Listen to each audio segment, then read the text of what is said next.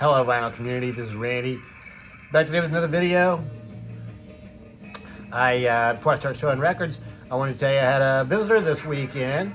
On Sunday, Naman dropped by. Naman, N-A-M-M-A-N. Naman is a vinyl community member. Even though he's not too active in the vinyl community anymore, I think he switched over more to comic books now. His old channel name was Joamon, J-O-A-M-O-N, Jack of all, master of none. And yeah, we became good friends ever since. I think we both started in the VC at about the same time, and he's visited a couple of times before, so it was great seeing him when he came by. He commutes between Oklahoma and the DC area on sort of a regular basis, so he's able to come through here. Yeah, so it was really great seeing him. And yeah, we went out to dinner. And oh yeah, well, we made a video. We made a video while he was here. We made it on his camera. So we'll see if he posted it or not. If he looks at it, you know, I guess we didn't even look at the what we shot. So if it came out good, he might decide not to post it out. I think he probably will. So anyway, be on the lookout for that. Before I start showing records, I'm going to show a CD that I picked up. Phil Lesh and Friends. Live at the Warfield in San Francisco on May 18 and 19, 2006. Phil Lesh was the bass player for the Grateful Dead. And ever since Jerry's death, he has had a variety of friends. I think his keyboard player, Rob Baracco, and drummer John Molo were pretty consistent, but other than that, he would get different people to play with him. And they would usually, do, basically the Grateful Dead catalog, maybe a couple of other classic rock. There's this inside of this. So it was recorded in 2006, and it's really cool. So his friends for this gig are Larry Campbell. So Larry Campbell was probably best known for playing guitar with Bob Dylan from, I think, about 96 to 2004, which was actually the time when I was seeing Bob Dylan. Saw him quite a few times then. So I was not at this show, though. And the other guitar player, so there's two guitar players, so Larry Campbell, and then John Scofield, who is probably best known as a jazz guitarist, but he's also played with Government Mule some, and so he rocks too. And so the other people on here, he's got Joan Osborne singing. So Joan Osborne had a hit song, it's been 25 years ago, which I can't think of the name of it right now, but she's a fantastic singer. And then Greg Osby is playing soprano sax on here. So he's got a fantastic band. And it also came with a DVD, so it's 2 CDs. Here's the track listing.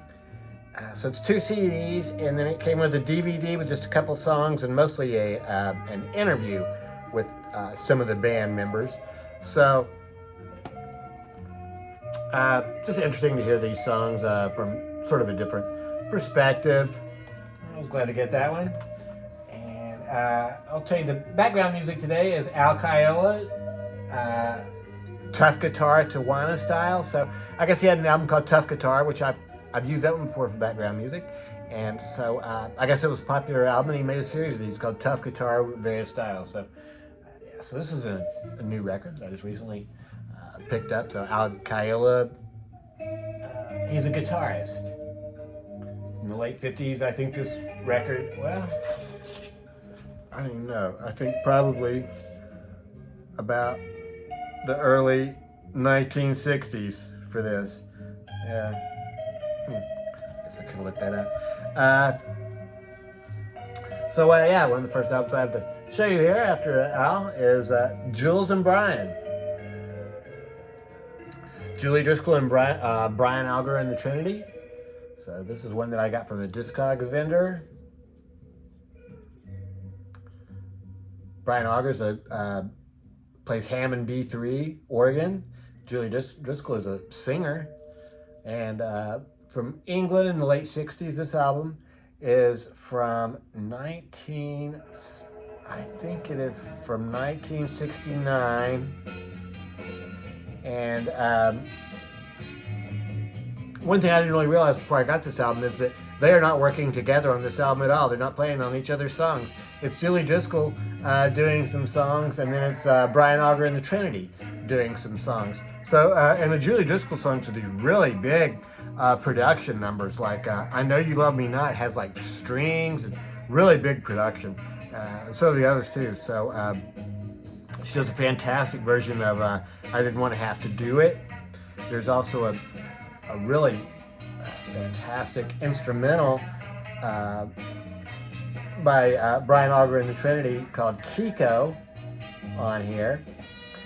And he also does a version of Green Onions. So this is really cool. And then it says here, for stereo phonographs, playable in stereo and mono phonographs. This original monophonic recording has been electronically enhanced for today's stereo phonographs. So I think that's a bad sign. I don't think that's something you want to see on your record. I would rather have the original mono, but it sounds fine. I played it on both stereo and mono cartridges, and I think it sounds better on the mono cartridge, so that's the one I've been using for it. Jools and Brian, that's on Capitol Records, Capitol Rainbow. From another Discogs vendor, this HP Lovecraft II. I showed it, I think it was my last Vinyl Editions video. I picked up HP Lovecraft, their first album, and it was really excellent. Several people said in the comments that I should get the second one, it's even better, and I agree. I like this one even better. And it has this gatefold sleeve. And I tell you, I mean, that may just be the trippiest looking photo I've ever seen. That guy, that photograph really looks like he is having a good time there. Here's the rest of the band with information about them. I mean, these people, yeah, definitely look like they're ready to drop some knowledge. So, yeah, this is fantastic. They do it. Once again, I'm just kind of struck by the fact that there is no female singer in the band. It sure sounds like there's a female in there, but it's just a guy with a high-pitched voice. They do a fantastic version of High Flying Bird, which Jefferson Airplane did in the documentary Monterey Pop. That's the song that they do in there. It's the one that Marty Balin is singing it, but the cameraman or somebody seems to be confused, and they focus in on Grace Slick sitting at the piano. She's kind of singing along, but there's no microphone. She's just mouthing the words, I think, and it's really Marty's singing it. But they did a fantastic version of it on this record, HP Lovecraft, on this Phillips label. Really cool looking label. Yeah. I received an email from Blue Note Records telling me the record of the week was Go. It was on sale, so I ordered this from them. And I got here promptly and everything, and did a little bit of research afterwards and learned that I could have actually gotten it delivered more cheaply from any number of Discogs vendors. But anyway, I got this one directly from Blue Note. I fell for their sales pitch, and this is a record I've wanted since they released it.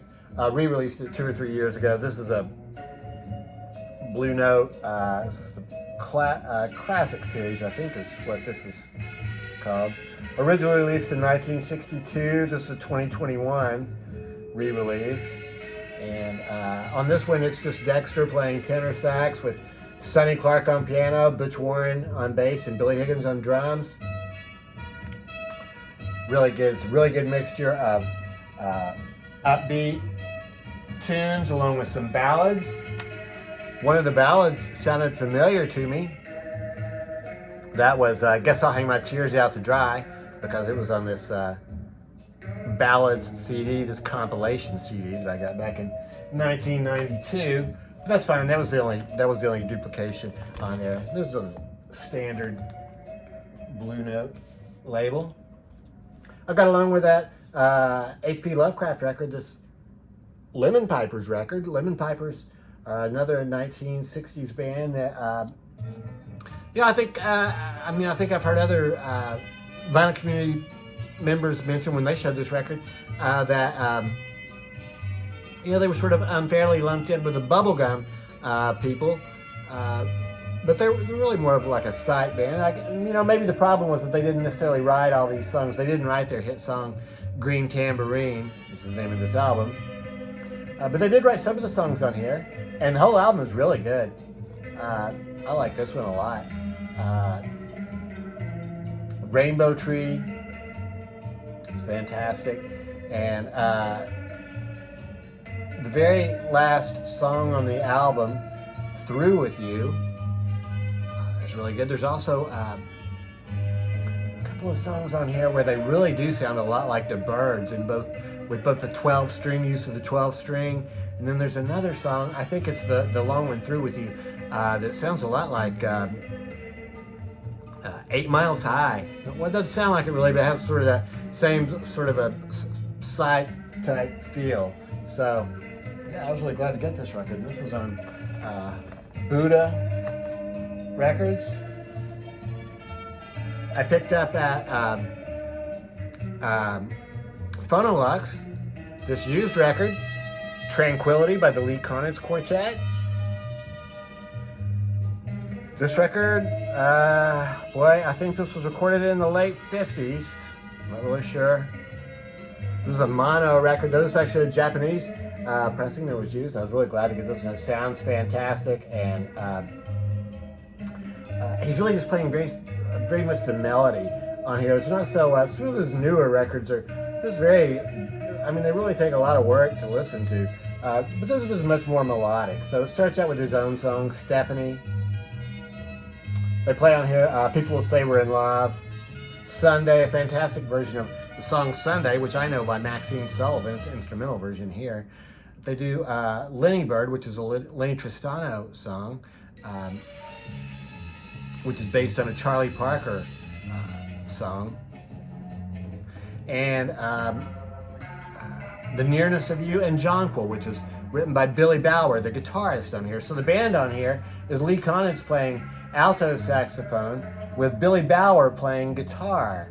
And then there's a drummer and a bass player. They are, oh boy, they didn't really list them out separately here. I know they're in this, oh yeah, Dave Bailey and Henry Grimes on bass. Dave Bailey on drums, Henry Grimes on bass. So, yeah, Lee Konitz, Tranquility. Fantastic. That's on Verve Records. I was going to use this for background music. I tried it, but it's just so quiet that you really, I just don't think you'll be able to hear it very well. I picked up a couple of new records by bands that are still, both bands have been around for, I think, 20 years or something, but new records by them. Interpol, The Other Side of Make Believe. This is really fantastic. This is vying for one of my favorite new record of 2022. It didn't at first. It took me a while to warm up to it, but the more I've listened to it, I find myself just singing it to myself at times of the day. And it's got this ATM machine here out of the. I'm not sure what this tool is. It looks like something that an artist would use, maybe to create some sort of artwork. And her sleeve is very cool looking with the words on this side. So yeah, Interpol, an American band. I think they're from New York and have a very distinctive sound with that ringing guitar. Just does some really cool keyboard work. It starts out with keyboards actually. And then the last record I have to show you today is this new record of Montreal. The name of this record is Freewave Lucifer. And this one is, it's not like their previous album, You Are Fun, which was really just some pop songs, which were, kind of easier to listen to. And this one is really dense. I mean, there's massive amounts of words in here, and it's just like free association by the singer and the main guy. Kevin Barnes. So all songs written, performed, produced, and mixed by Kevin Barnes at Sunlandic Studios from July to December 2021. So, here's what they inside of that looks like. So this is really interesting. A lot of synthesizers and stuff, really not much guitar work in here. And well, he did it all himself, so it's all synthesized music, I guess. And like I say, free association lyrics, so it's entertaining. And I tell you, the lyrics are available online. If you look at, there's no lyric sheet with the record. And I don't know. It'd be hard to get much out of this record without being able to read along with some lyrics, because there's just so much of it. I mean, you'd be wondering if you really heard what you thought you just heard, I think. So, yeah, it's on this cloudy yellow vinyl. I love that label. Very cool looking label there. The other side looks like that. Yeah, so up Montreal. So, yeah, a lot to listen to here. Yeah, a lot of spins required for that one. So, but I like Montreal, and it's always interesting, I think, to hear their records. So yeah, I'm glad I got that one. So that's it. Some newer records there, and some older ones too. So let me know what you think about these records, and I hope everybody is doing well. And, thanks very much for watching.